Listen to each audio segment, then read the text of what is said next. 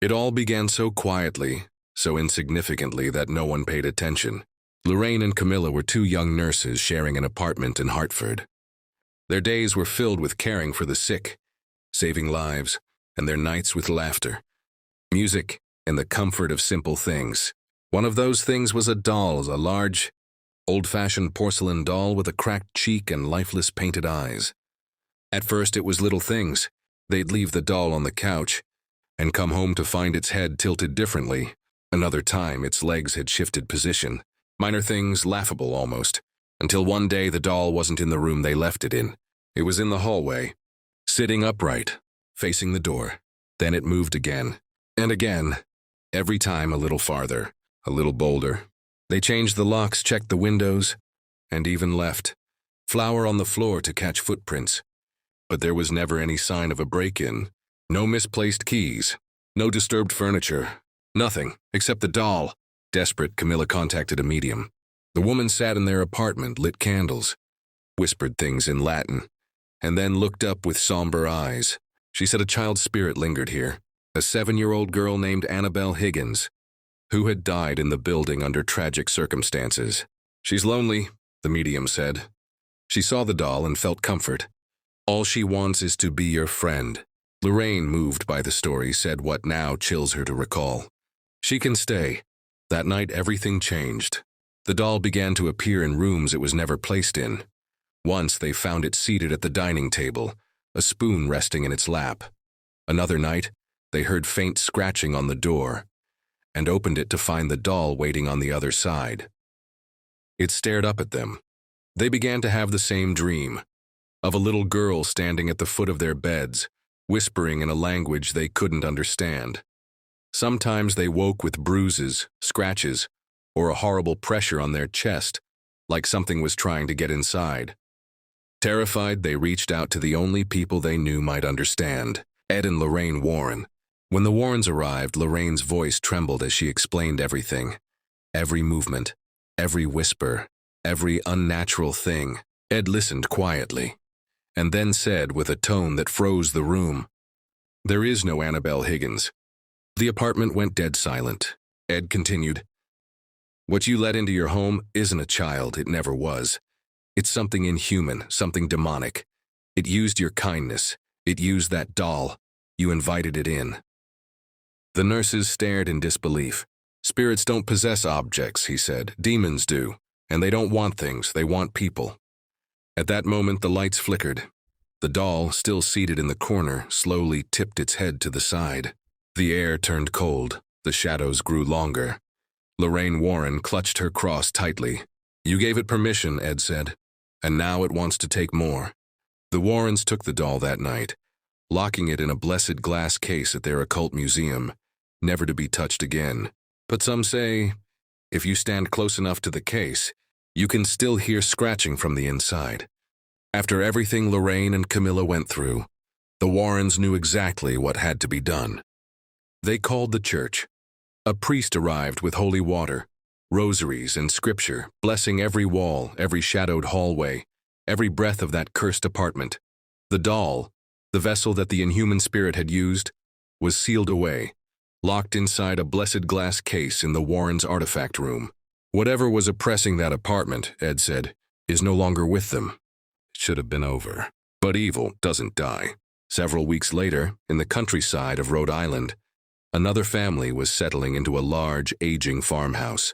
The Perrons, a mother, a father, and 5 daughters, full of excitement, laughter, and noisy footsteps echoing through the wooden halls. They'd driven in from Jersey, hopeful for a fresh start. "This house is perfect," the mother said, smiling. "The kids get their own rooms." As boxes were unloaded, voices filled the air. "Where's my wind chime?" "In the other room." "Can I hang it outside, Mom?" "Of course, sweetheart, just before it gets dark." The sun dipped low. April, the youngest, was still playing out in the yard when her sister called her inside. "Come on, April, it's getting dark." The house was still unfamiliar. Old floors, dusty corners, doorways that creaked as if exhaling after years of silence. But the girls were full of energy. That night they played a game, hide and clap. Blindfolded, one girl stood in the living room, arms outstretched. "First clap," she called. Clap, clap. The sound came from the hallway. She moved forward, laughing, bumping into a chair. Second clap. Clap. She smiled. Gotcha. She reached out. But instead of her sister, she touched something cold. Not skin, not cloth. Something stiff and brittle, like porcelain. She pulled off the blindfold, but there was nothing there. Are you okay? Her sister asked from behind her. They laughed it off, but no one saw who or what had clapped the second time. Later that night, as the wind chimes tinkled softly in the breeze, April sat by her bedroom door, talking to someone her family couldn't see. What's your name? She asked the air, then giggled. Who's your daddy? She whispered, like she was repeating something she was told. In the hallway, her sister stopped and stared. April, who are you talking to? April smiled. To Rory. But no one was there. The Perrons didn't know what they had brought with them, what had followed them from the silence. From the darkness, the Warrens had locked the doll away. But they forgot one thing. It was never about the doll. It was about the invitation. And once it's given, evil doesn't need permission twice. The morning after their first night in the new farmhouse, things already felt off. April was unusually quiet at breakfast. Sadie, their loyal dog, refused to come inside the house no matter how many times they called. She growled at the front porch like something stood just beyond what human eyes could see. Later that day, the girls were running through the house when one of them bumped into a wall, and it sounded hollow. Knock, knock. Hey Nancy, can you go get me the matches? What's going on? Christine asked. Nancy broke something, the youngest joked. I think we have a cellar.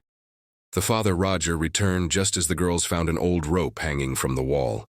He pulled it down, and with a loud groan, an old wooden door creaked open from the floor. The staircase led down into darkness. Matches, one of the girls said, handing them over. Roger struck one. The dim flame illuminated cobwebs, dust, and stairs that seemed to descend forever. What do you see? Carolyn called down. Roger's voice echoed from below. Hard to tell. Looks like an old piano and a whole bunch of junk. There was a pause, then a whisper from the darkness. Son of a... Roger, she called again. Come on up.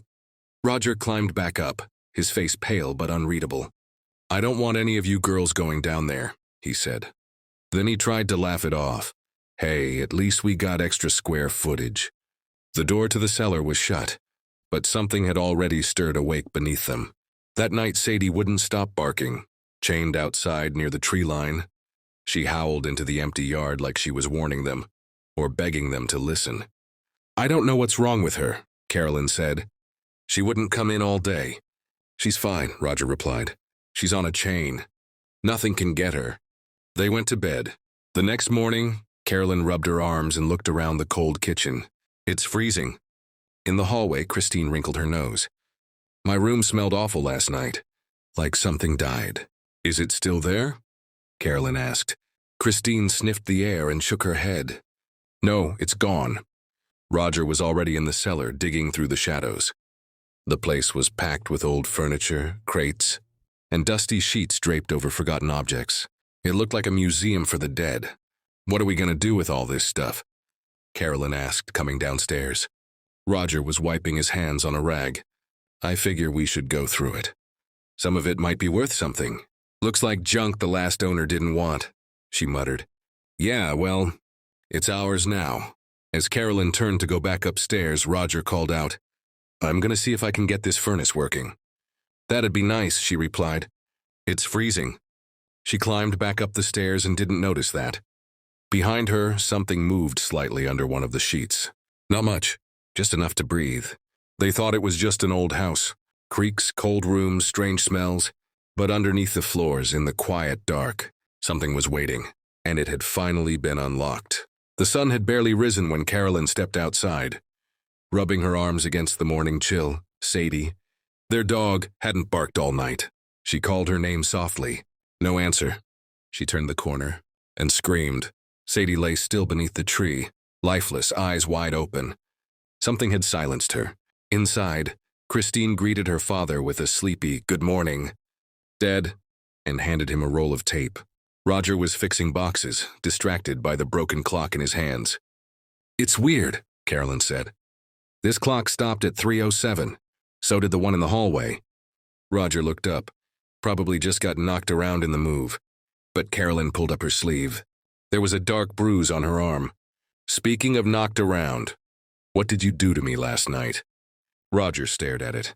I didn't do that. That same day, miles away at the Warren residence, 2 visitors were being led into a locked room. The room where the Warrens kept their most dangerous artifacts. Feel free to look around, Ed said, unlocking the door. Just don't touch anything. Inside were shelves of cursed objects, dolls, boxes, cracked photos, and ritual tools, each with a story, each humming with invisible energy. A toy monkey grinned from the corner. A music box played by itself.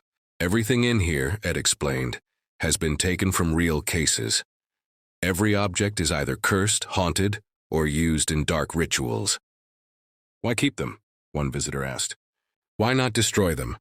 Ed shook his head. Destroying the object doesn't remove the evil.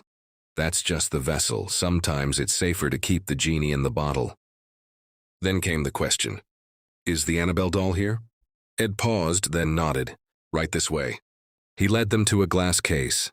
Behind it sat the doll, pale, still watching. She's not possessed, Ed explained. She's a conduit. A demonic entity attached itself to her.